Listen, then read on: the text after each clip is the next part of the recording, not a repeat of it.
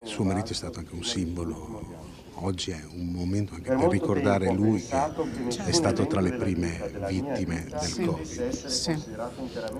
Lo ricordiamo perché è impossibile dimenticare, non è neanche giusto e il dolore è sempre dentro. Così la moglie di Renato Turetta, la seconda vittima di Covid, 5 anni fa, qui a Vo.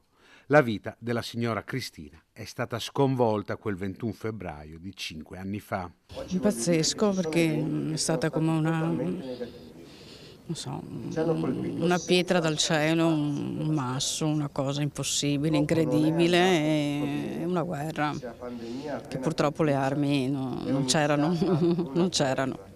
In piazza anche i sanitari che a Schiavonia hanno affrontato per primi l'emergenza come la responsabile del pronto soccorso.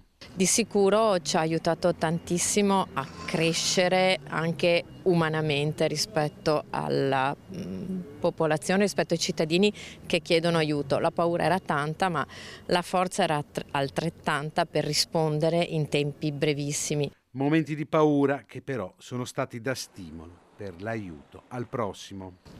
La paura, lo sgomento quando abbiamo saputo che il Covid era arrivato nel nostro ospedale, la paura di essere stati infettati anche noi e dopo la paura quando abbiamo visto che tutti eravamo negativi, la paura di dover gestire qualcosa che non conoscevamo, ma che poi nonostante la paura ha funto da collante. Oltre alle autorità in piazza c'erano anche i cittadini di Vo e Codogno che ricordano quei giorni come fossero irreali. Sembrava di essere in un altro mondo, proprio fuori del mondo.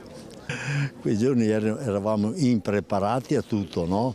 E si sentiva prima parlare di questo codice, ma tutti si pensava sempre a una cosa lontana da Vo.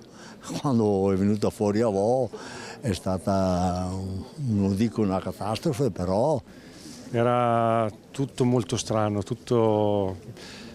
ricordo è angoscioso. Non si poteva neanche entrare, neanche chi aveva i parenti, purtroppo. Tra chi ha sofferto di più, i giovani che erano costretti a casa per il lockdown. Dentro casa ho rimosso tutto perché le giornate erano uguali, non vedevo progressi per quanto riguarda la vita mia, perché via di studiare, perché avevo appena cominciato l'università, via di studiare non facevo altro e perciò non si può neanche dire di aver vissuto, ok? Eravamo fermi